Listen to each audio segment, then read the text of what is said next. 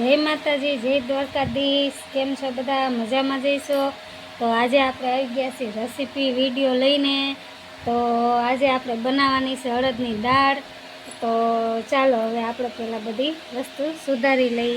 તો એમાં ટમેટું જોહે, પછી આ મરચું, કોથમીર અને આ લસણને આપણે ક્રશ કરવાનું છે।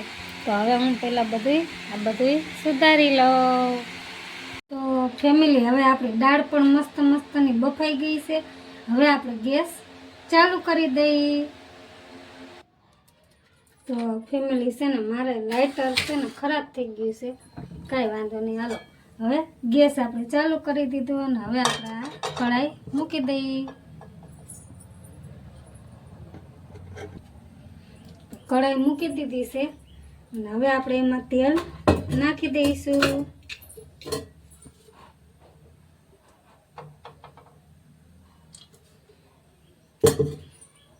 આપણે જે રીતના તેલ નાખતા હોય શાક વઘારવામાં, તેલ નાખી દેવાનું। પછી તેલ ગરમ થઈ જાય પછી આપણે બીજા મસાલા નાખશું।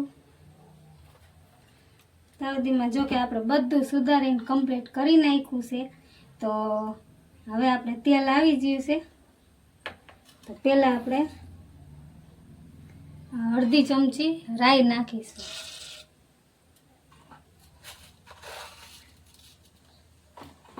પછી અડધી ચમચી જીરું નાખીશું, આખું જીરું।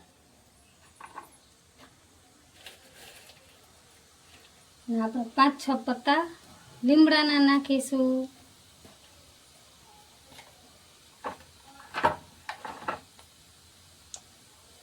પછી આ અડધી ચમચી હિંગ નાખીશું વઘાણી।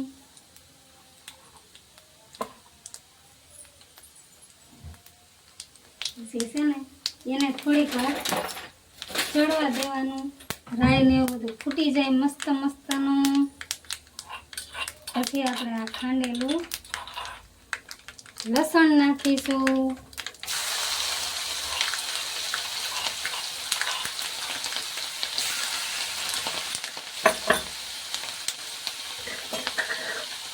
પછી એને છે ને ઘડીક વાર આમ રહેવા દેવાનું, એટલે કે તેલનું મસ્તનું બધું ચડી જાય લસણ ને એવું।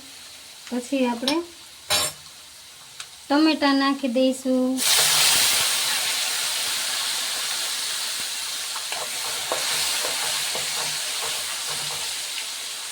હવે ટમેટાને ઘડીક વાર આપણે ચડવા દઈશું।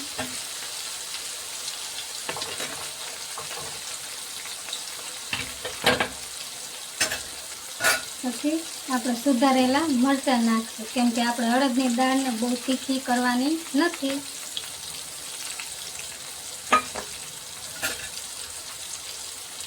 હવે એને થોડીક વાર આપણે હલાવી લઈશું, મસ્ત ટમેટા ચડી જાય। કેમ કે આપણે બાફવામાં મીઠું નાખ્યું હતું, એટલે છે ને આમાં આપણે 1 ચમચી મીઠું નાખીશું।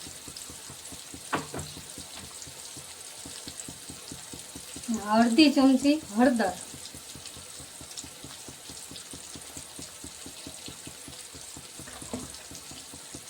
એકદમ મસ્ત ટમેટા બધા ચડી જાય ત્યાં સુધી આપણે હલાવશું એને।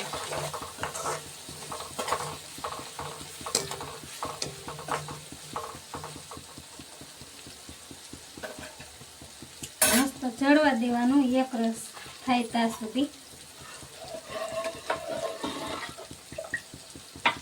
દાળ પણ આપણી મસ્તની બફાઈ ગઈ છે। તો હવે છે ને આપણા ટમેટા મસ્તીના ચડી ગયા છે। તો હવે આપણે એમાં લાલ મરચું નાખી દઈશું। અમે જો આટલું 2 ચમચી નાખી, તમે કેટલું તીખું ખાતા હોય એ રીતના નાખવાનું।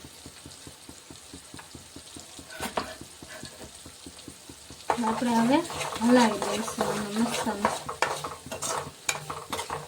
જો તેલ છૂટી જાય ને એટલો મસ્ત મસાલો પાકી જાય। હવે આને થોડીક વાર રહેવા દઈશું, બહુ પાછું રહેવા દઈશું તો મરચું કાળું થઈ જાય। હવે આપણે એમાં બાફેલી દાળ નાખી દઈશું।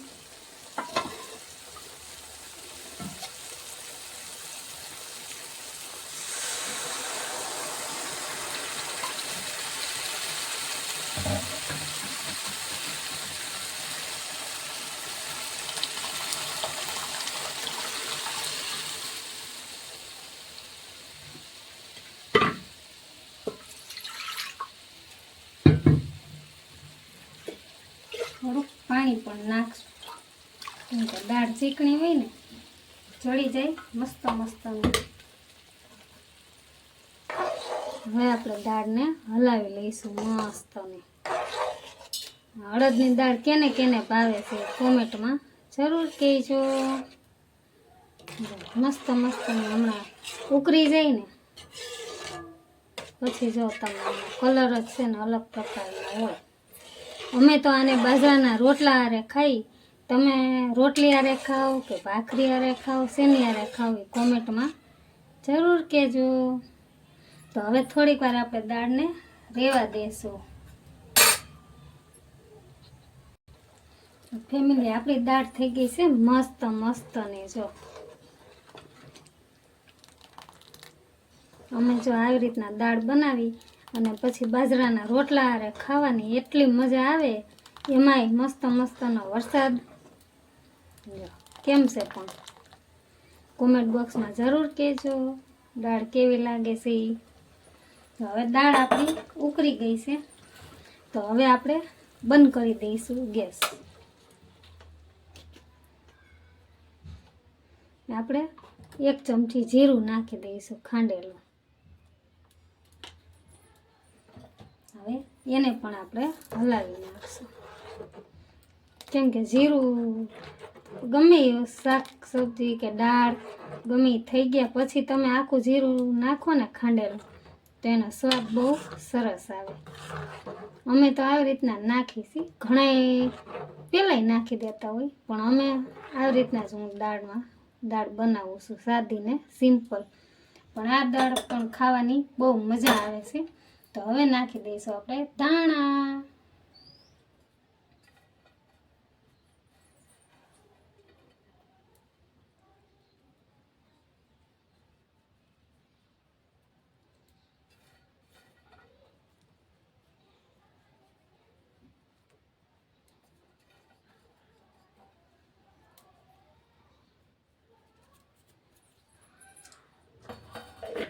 તો ફેમિલી આપણી દાળ થઈ ગઈ છે મસ્તની. દાળ થઈ ગઈ છે મસ્ત મસ્તની. તો હાલો આવી જાઓ ખાવા. અને છે ને તમને આ દાળની રેસીપી કેવી લાગી કોમેન્ટમાં જરૂર કહેજો.